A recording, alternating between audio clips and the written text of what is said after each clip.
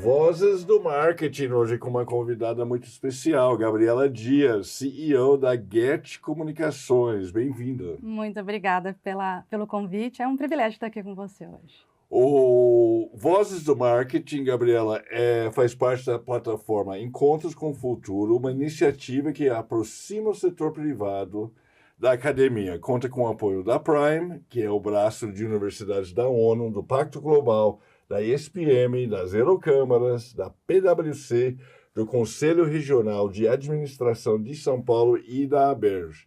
Eu sou Matthew Schurtz, diretor do World Observatory. Gabriela, o que faz a Get Comunicações? Bom, vamos lá. A Get Comunicações ela é uma agência de conteúdo, basicamente uma agência de geração estratégica de conteúdo. O principal serviço nosso hoje na Get Comunicações é assessoria de imprensa, né? Os clientes nos procuram justamente, basicamente por causa da assessoria de imprensa. Então, o que é o assessor de imprensa? Eu gosto de explicar logo, né, para quem não conhece, porque às vezes falam, o que faz um assessor quando a gente se apresenta, entende um pouco, mas não conhece de fato, porque a gente trabalha muito bastidor da notícia, né? Então, o assessor de imprensa nada mais é do que a ponte entre o líder da empresa, o CEO, o porta-voz, o presidente, seja quem for o representante dessa marca, e nós fazemos a ponte com a imprensa, com os jornalistas, né, de redação, enfim, jornalistas de televisão, jornalistas de rádio, do meio impresso, digital, de revistas, agências de notícias. Então, nós trabalhamos estratégia, nós somos, então, criadores de reputação, trabalhamos a marca, o cliente, vamos, de fato, entender a empresa como um todo, trabalhar notícias e pautas para serem divulgadas na mídia, para serem divulgadas na imprensa. Obviamente com planejamento estratégico, aplicando técnicas também de neurocomunicação para de fato gerar essa autoridade, ocupar esses espaços na imprensa, que são os espaços que vão gerar autoridade para os clientes.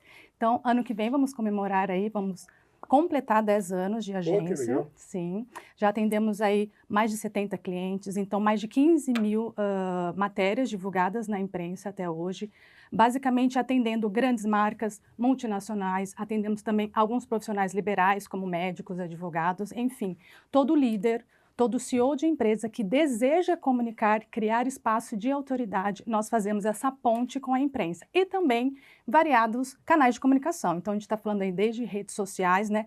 Como que eu vou me posicionar como um líder, como um porta-voz de uma empresa em meio à comunicação que a gente tem hoje. Por isso que a gente é uma agência de geração estratégica de conteúdo, não só fazendo assessoria de imprensa, mas em redes sociais, em comunicação interna, trabalhando de fato onde o líder, onde o porta-voz precisa se posicionar, e é ali que a gente vai trabalhar então a comunicação de uma forma estratégia e com propósito também. Por que uma empresa precisa de assessoria de comunicação? Primeiro, para saber o que ela quer e onde ela quer chegar e como ela quer ser vista. Tá. Então, a gente recebe muitos clientes assim, puxa vida, eu tenho um melhor serviço, eu tenho um melhor produto, eu ofereço um melhor do que o meu concorrente, mas ele está acima de mim em termos de venda, em termos de números, em termos de resultados, faturamento. O que está acontecendo? Então, eu entendo que hoje eu vejo como um grande desafio, nós comunicadores, é de fato conseguir a atenção da audiência. Então, a gente percebe muito isso que a gente trabalha normalmente junto com os CEOs ou quando tem um departamento de marketing bem fundamentado, então a gente vai conversar com o CMO, que são os diretores de marketing, ou os heads de marketing, enfim, um analista também. Esse é o nosso contato direto como gestor da agência junto com esses estrategistas. Então a gente vai trabalhar a estratégia junto. Então a Get não é só uma agência operacional. A gente trabalha junto na estratégia com a equipe de marketing. Então a gente percebe essa dor, né? Eu não consigo de fato me destacar frente ao meu concorrente. Então a gente vai mapear o que está acontecendo. Então a gente vai junto com o cliente desenvolver essa estratégia, olhando principalmente quem é esse público, quem é esse usuário. A gente trabalha bastante metodologia de design thinking também. A gente vai de fato estudar, mapear a jornada do cliente, entender da experiência do usuário para oferecer não só uma estratégia correta com propósito, mas também resolvedor. Né? O cliente tem um problema e a gente precisa resolver essa dor. Então, por que ele precisa de uma assessoria de imprensa? Porque ele precisa se comunicar como ele quer ser visto. Tá. Então, se a concorrência está à frente, a gente precisa entender por que ele não consegue essa atenção. Por que de fato, ele não consegue ser visto como ele quer ser visto. Aí, é claro, o que eu percebo hoje na comunicação? A gente tem várias técnicas hoje serem utilizadas pelo departamento de marketing, pelos comunicadores. Eu estou falando de storytelling, copywriting, trabalhar brand voice. A gente sabe que existe todo esse conteúdo, essas ferramentas, essas estratégias que a gente pode utilizar, mas eu preciso conhecer a audiência. Então, quando eu falo assim, por que ele precisa estar na assessoria de imprensa? Antes ele precisa saber o porquê que ele precisa comunicar com aquela audiência. Então, a gente mapeia essa jornada junto com o departamento de marketing, ou a gente oferece essa estratégia. Então, a gente vai descobrir onde que o meu público lê, o que ele consome de informação e em quais canais ele está. E é ali que a gente vai ocupar esse espaço para gerar reputação e para gerar autoridade. Então, sem um assessor de imprensa, ele pode falar de qualquer maneira, sem estratégia. A gente oferece media training, então a gente vai pegar esse porta-voz e vai oferecer as ferramentas de comunicação para ele dar uma entrevista. Então, se ele não sabe disso, ele não sabe principalmente o que não falar com um jornalista. E isso é muito preocupante, porque o jornalismo é um espaço de ética, de verdade, de transparência, e ele precisa ser treinado para respeitar esse profissional antes de tudo e para saber como ele vai se comunicar com o público leitor daquele veículo, telespectador ou ouvinte, né, no caso daquela mídia. Então, ele ser treinado e ter um assessor de imprensa, primeiro que ele vai passar por essa ponte, que é onde a gente faz essa ligação com a imprensa, com a estratégia correta, com respeito, com transparência, com esse profissional, sabendo que não é qualquer notícia que você envia. Muitos, né, outra dor também que eu acho interessante falar, muitos diretores de marketing falam, eu quero falar que a minha empresa completou 5 anos, ou que eu tenho aqui 5 filiais, 10 filiais que eu abri este ano aqui na minha empresa. Isso interessa para o jornalista? Não interessa. De fato, não interessa. Eu já estive na redação, né? Eu já sentei lá e eu sei que quando a gente está na correria do dia a dia, eu recebo um release, que a gente chama, ou uma sugestão de pauta, e olho e vejo, isso não me interessa, eu nem vou abrir esse e-mail. Então, eu excluo aquela comunicação. Então, um bom assessor de imprensa, hoje, eu sempre falo, foi um bom jornalista de hard news. Sentou ali na redação, conheceu o dia a dia, sabe como é a rotina desse jornalista e o que de fato é notícia. Para eu saber que de fato é notícia, eu preciso estudar não só a jornada do meu cliente junto com a estratégia, que é o que a gente oferece, mas eu preciso também empatizar com o jornalista. Entender a jornada dele, como funciona o dia a dia dele de redação, o que de fato ele precisa e como eu, como assessora de imprensa, uma estrategista de reputação e autoridade, posso ajudar esse jornalista. E não só achar que eu tenho que conseguir um espaço de divulgação aqui, mas com estratégia, com verdade, com ética. Então, esse porta-voz, treinado por um assessor de imprensa, ele vai evitar crise de imagem para a marca, porque a gente pega, às vezes, já uma marca com crise. Então, a gente vai trabalhar gerenciamento de crise. Particularmente, é uma das áreas que eu mais gosto. A gente não gosta que o cliente passe por isso. A gente oferece também gestão de risco de marca. Mas se ele já vem com uma crise, a gente vai trabalhar como mitigar essa crise na imprensa, no caso, e também nos portais de comunicação da marca, seja em sites, redes sociais ou comunicação interna. Então, o assessor de imprensa ele vai servir não só para uma estratégia de comunicação com a imprensa, mas para a gestão de risco, treinamento do porta-voz para dar entrevista. Você não chega para dar uma entrevista sem estudar as mensagens-chave que você quer passar. Quais são de fato, qual é a estratégia daquela entrevista, por que você está lá e o que você quer passar como líder, como marca. Uma entrevista ela não é à toa. Ela precisa ter um roteiro mental do que eu preciso falar com a minha audiência, que tom de voz que eu utilizo. Então, o assessor de imprensa vai fazer isso e todo líder e todo bom porta-voz precisa de um trabalho de reputação de autoridade através da assessoria de imprensa ou de um estrategista de comunicação. Quanto hoje a imprensa, eu sou jornalista velho, eu fiz carreira no Brasil. Então, quanto da imprensa, quanto é redes sociais e quanto é imprensa no sentido mais tradicional, o que em inglês, eu não sei como que chama aqui, tradicional legacy press. O PR, né, que a gente fala o profissional de relações públicas aqui também. Né? Sim. Mas quanto vai para o Estadão, para o Folha, para a Globo, para jornalismo mesmo e quanto é rede social? Certo. Então, a partir do momento que a gente mapeia o cliente, recebe ele na agência, então nós vamos trabalhar planejamento estratégico. A Guest Comunicações, como eu disse, é uma agência de planejamento estratégico. Tá. Então, a gente vai mapear desde benchmarking, uma análise SWOT, analisar as ameaças, oportunidades de mídia, não só de comunicação. Então, a gente vai fazer um mapeamento geral de comunicação e assessoria de imprensa. Então, no momento que ele chega, a gente vai analisar quais são os canais de comunicação que ele utiliza hoje ou precisa utilizar como oportunidade que ainda não utiliza.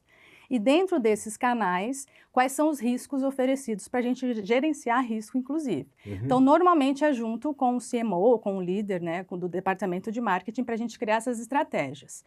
Dentro desse conceito, aí vai entrar todo o planejamento. Nosso slogan é planejar para alcançar. Não à toa, então a gente vai, de fato, destrinchar um planejamento estratégico em assessoria de imprensa. No caso, é uma das minhas especialidades, inclusive como comunicadora, né? Sou especialista em comunicação estratégica e utilizando métodos da neurocomunicação, que é outra especialidade minha. O que é neurocomunicação? Vamos lá, então vou fazer um parêntese aqui. Hoje eu sou também neurocomunicóloga, além de jornalista. Eu precisei estudar de comportamento humano, já era uma área que eu me interessava, sempre gostei muito de psicologia, mas com cursos livres, nada como de fato um lato sensu ali de formação acadêmica. Então, hoje eu sou neurocomunicóloga, por quê? O que eu percebi? O cliente, então, ele acha, primeiro que às vezes ele acha que aquele é o usuário dele, que aquele é o cliente dele, o público-alvo dele, enfim, a persona, né? Que ele precisa comunicar. Só que, o que acontece? Hoje a gente utiliza aí várias ferramentas, né? Dentre elas aí a inteligência artificial, já as pessoas acham e falam, não, eu posso criar um conteúdo assim que eu vou alcançar o que eu desejo na comunicação. Mas as pessoas não conhecem de comportamento humano, da conversa, da escuta ativa, do dia a dia, o que de fato eu preciso comunicar. Então, na neurocomunicação, a gente vai estudar o quê? Neurociência aplicada à comunicação. Então, a gente vai estudar como que o cérebro humano recebe aquela mensagem, seja ela escrita, seja ela falada, seja ela através de audiovisual, como que esse cérebro humano vai interpretar essa mensagem, evocando memória, sentimentos, através de sentidos como visão, olfato, paladar, tato, audição. Como que essa mensagem vai chegar e ser interpretada pelo cérebro para gerar uma ação. Uma ação que vai ser através de uma decisão que o meu público vai tomar frente àquela comunicação que eu criei, ou que eu desejo, gostaria que ele tomasse como decisão frente a essa comunicação. Então, a gente estuda neurobiologia, a gente estuda alguns sistemas, né, obviamente, para entender o cérebro humano. Por exemplo, o sistema límbico responsável pelas emoções, de uma forma bem geral, tá? O córtex pré-frontal, responsável ali ligado à tomada de decisão. Então, quando eu estudo o comportamento humano, eu vou entender como que aquela mensagem vai chegar para o meu público e ele vai tomar uma ação frente àquilo que eu gostaria que ele fizesse. Como isso? Obviamente, através de muita ética. Infelizmente, Matthew, hoje a gente vê no mercado pessoas utilizando de manipulação. Então, a gente tem que tomar muito cuidado a partir do momento que a gente tem esse conhecimento, tá? Então, por isso que eu falo, é assim, aí, a partir do momento que eu entendo essa dor, que eu vou, de fato, entender de neurocomunicação, eu vou aplicar isso para os clientes, eu vou aplicar isso dentro da comunicação, como a gente está conversando. Então, não é só o marketing, né? Não é só criar as campanhas, a gente precisa criar conversa. A gente precisa entender. E para entender de comunicação, precisa entender de comportamento humano. Senão eu vou continuar, de novo, né, quando o cliente chega, eu vou continuar criando textos, criando vídeos, criando um monte de coisa que não comunica. Porque a dor hoje, para eu entender o que acontece com o público que eu preciso oferecer o meu serviço, que eu preciso oferecer o meu produto, eu preciso saber o que se passa dentro dele. Qual é o perfil de público que eu quero atingir? Isso a gente estuda em psicologia. A comunicação é diferente para cada perfil dentro do público que eu preciso atingir. Isso se ramifica em várias personas. Então, para entender disso, eu preciso mapear a jornada, inclusive de cada arquétipo que a gente fala, de cada arquétipo de persona ali dentro. Aí, através disso, que é toda essa bagagem que a neurocomunicação, de uma forma bem teórica aqui falando, traz, a gente vai conseguir, com muito cuidado, criar essas conversas, para que ele tome a ação que eu deseje. dentro de toda essa transparência, dentro de toda essa ética, como eu comentei. Então, como você perguntou, né, o que se divide na hora de trabalhar a comunicação com o cliente? A gente vai trabalhar os variados canais, por exemplo, redes sociais, comunicação interna, e o que vai para a imprensa? O que é relevante de conteúdo noticioso. Tá? Então, eu vou estudar pauta, eu olho para a empresa e falo, o que tem de notícia aqui dentro? O que tem de pauta? O que eu posso falar que interessa o jornalista? A gente divide, a Getty Comunicações tem um método, eu divido em pilar, né? São 3 pilares. A comunicação para a imprensa hard news, então ali eu vou trabalhar conteúdo noticioso de massa, o que de fato interessa para as editorias variadas dentro daquele conteúdo de massa. O segundo pilar é a mídia especializada. Então, se eu tenho um cliente de tecnologia, eu vou trabalhar, então, com jornalistas de editoria de tecnologia, por exemplo, ou da área da saúde, ou, enfim, da área do empreendedorismo. É um conteúdo mais técnico, voltado para esse público, para esses jornalistas que trabalham nessa editoria. E, por último, não menos importante, a comunicação institucional. É aí que a gente toma muito cuidado, que é isso que eu te falei, que é as principais dores que vêm. Muitos, né, diretores de marketing ou CEOs de empresa acham que a assessoria de imprensa vai trabalhar conteúdo institucional. Eu quero falar da minha marca, eu quero falar do que eu sou, eu quero falar do que eu faço, mas isso não interessa para o jornalista. Então, a gente precisa trabalhar a pauta, saber qual estratégia a gente vai utilizar. E sim, a institucional, ela é importante, ela faz parte dessa comunicação, mas ela é um outro tipo de conteúdo, um outro tipo de estratégia, inclusive com publi editoriais hoje trabalhados, e a gente deixa isso muito claro quando alguém chega na agência. Gabriela, conta agora um pouco sobre a sua história, o que te levou a criar a Getty Comunicações. Vamos lá. Bom, eu sou formada em comunicação social e jornalismo e eu também sou atriz. Então, concomitante, com a faculdade, eu fui fazer artes cênicas e me formei atriz também. Um pouquinho antes, acho importante falar, eu tenho uma formação técnica pela Unicamp. Eu estudei informática, isso me ajudou muito na carreira, tá, em termos técnicos. Mas assim, por que eu fui estudar então jornalismo junto com artes cênicas, né, para ser atriz? Porque meu sonho sempre foi ser repórter de televisão. Tá. Eu sempre quis trabalhar com hard news e com reportagem, com apresentação. Então, esse foi o caminho que eu tracei diante disso. Trabalhei na Record, trabalhei no SBT. Como apresentadora mesmo. Fui repórter, repórter de rua. Trabalhei com apresentação também, com produção, edição de texto, chefia de redação. Então, essa bagagem de hard news... TV sempre. Oi, desculpa? Televisão sempre. Isso, sempre na televisão. Aí, o que aconteceu? Eu cobri fatos, né? Eu era repórter de rede, que chama. Então, no interior de São Paulo, eu cobri as cidades do interior de São Paulo, fechando matérias nacionais para a rede, que a gente chama repórter de rede. Então, dentre algumas experiências, contando aqui, que nós, como jornalistas, gostamos de estar presente em fatos históricos, né? Então, eu cobri Copa do Mundo, quando a... Qual? 2014. Seleção de Portugal ficou lá no interior de São Paulo. E Costa do Marfim também. Ficou em Água de Lindóia. Então, estive junto ali, né? Participei deste bastidor Foi da notícia. divertido? Foi. Estar junto com a imprensa internacional é incrível pra gente, né? Como experiência. Cristiano Ronaldo, na época lá. Opa, com certeza. Muita gente. Muita gente. Então, ferveu o interior, né? Sim. Costa do Marfim tinha o Didier Drogba, Yaya Touré, então grandes jogadores aí de destaque. Enfim, entrevistei presidente, entrevistei governador, prefeitos das cidades. Então, estar como jornalista ali no dia a dia foi muito importante como bagagem, né? Muitos casos policiais também que aconteciam no interior e eram divulgados nacionalmente, era eu quem enviava as matérias, enfim, como repórter, né? Então, essa bagagem de notícia me ajudou muito na assessoria de imprensa. Eu falo, sem isso, eu não sei se seria possível ter o trabalho que existe hoje, porque a gente conhece o bastidor, né? Conhece o que não se fazer, principalmente. Então, dentro dessa história, aí eu fui fazer especialização em comunicação estratégica na faculdade e lá tive muito contato com empreendedorismo, né? Matérias de marketing, de fato, como a gente trabalha essa estratégia para também quem quisesse, né, empreender. E, na verdade, um maior entusiasta, né, que sempre me incentivou no empreendedorismo é meu esposo, que ele também é da área da administração, então ele foi um dos grandes incentivadores nessa área. E, interessante falar aqui, né, nesse podcast, eu fiz um TCC que também era da criação de uma agência. Então, eu não imaginava que 7 anos depois esse TCC se tornaria realidade, né? Olha que interessante. Muito legal. Ah, E no caso foi na área, porque eu sempre quis ir para o Hard News, né? aham. No caso foi na área da educação, porque eu também amo a área da educação, sou filha de professores, Uhum. então sempre estive muito no ambiente acadêmico, dentro de escolas, é bem familiar para mim.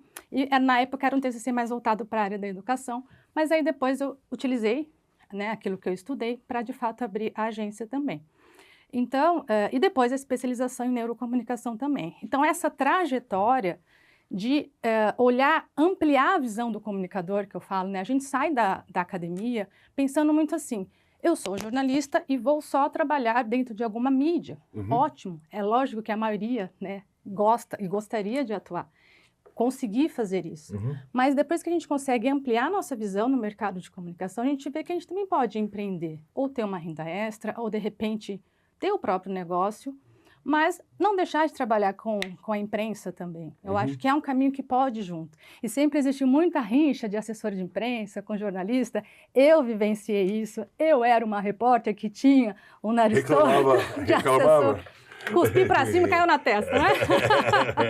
Aí depois eu entendi que, inclusive, ajudo muito o assessor. Eu falo, não faça isso, o repórter não gosta disso, o jornalista não suporta que você faça isso. Então, conhecer a rotina, sim, né, sim. do jornalista me ajudou muito. E hoje a gente, por que a gente consegue muito resultado hoje em grande mídia, né?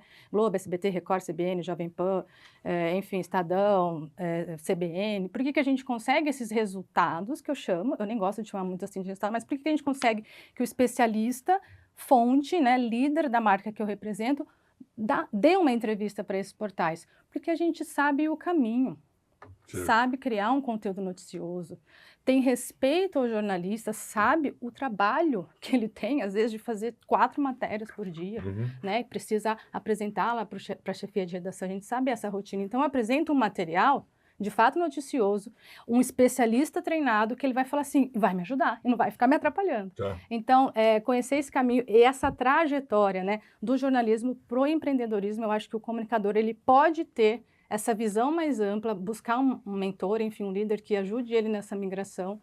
Eu acho muito importante e enriquece muito a carreira também. Que dica se daria para quem está estudando hoje? Quem está na faculdade? Sim, para quem está na faculdade, eu vou usar a minha herança aqui de família, né? Que é o verbo estudar. Uhum. Não adianta fugir muito disso, mas em três pilares, em 3 dicas. Estudar inovação, tá? Estudar tecnologia. Não tem jeito. Quem não se atualiza vai ficar para trás e fica. Não adianta criar uma resistência, por exemplo, à inteligência artificial, né? Que a gente vê muito hoje em dia sendo aplicada como uma ferramenta, como uma catalisadora de processos, como, enfim, aumenta a capacidade exponencialmente do gerador de conteúdo, mas se não aplicar, eu uso a frase assim, tecnologia com alma. Se você não aplica a humanidade, se você de fato não conhece o teu usuário, o teu cliente, não adianta você utilizar essas ferramentas que você não vai atingir resultado.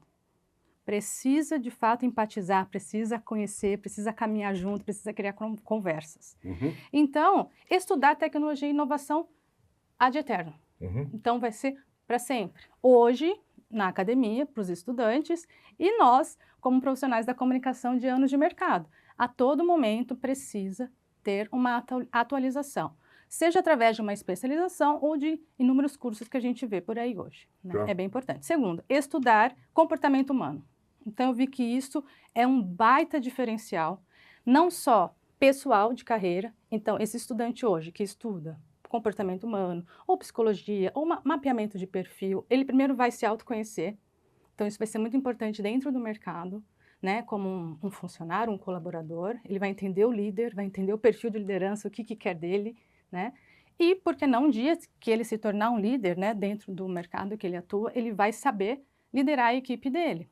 Inclusive, falando aí de soft skills, né, das power skills de 2026, eu estou falando de comunicação estratégica, eu estou falando de, enfim, de autoconhecimento, de adaptabilidade. Então, quando você estuda comportamento humano, você primeiro se estuda, se conhece, e isso vai fazer toda a diferença no mercado. E, por último, estudar empreendedorismo. Foi o que eu comentei. Então, a partir do momento que você amplia a visão, você sabe que você pode trabalhar dentro de uma mídia, de uma agência, né? Por que não? utilizando ali as suas técnicas, as suas capacidades, mas você também pode ter um olhar empreendedor, ainda mais no Brasil, que a gente tem muita oportunidade. Então, estudar empreendedorismo vai ampliar essa visão. E dentro disso, né, você encontra propósito, quando você se conhece, quando você tem uma visão mais ampla da sua comunicação e vai se comunicar com mais influência, vai se comunicar com mais impacto, que é isso que o mercado precisa também. Gabriela, muito obrigado, sensacional, parabéns. Muito obrigada.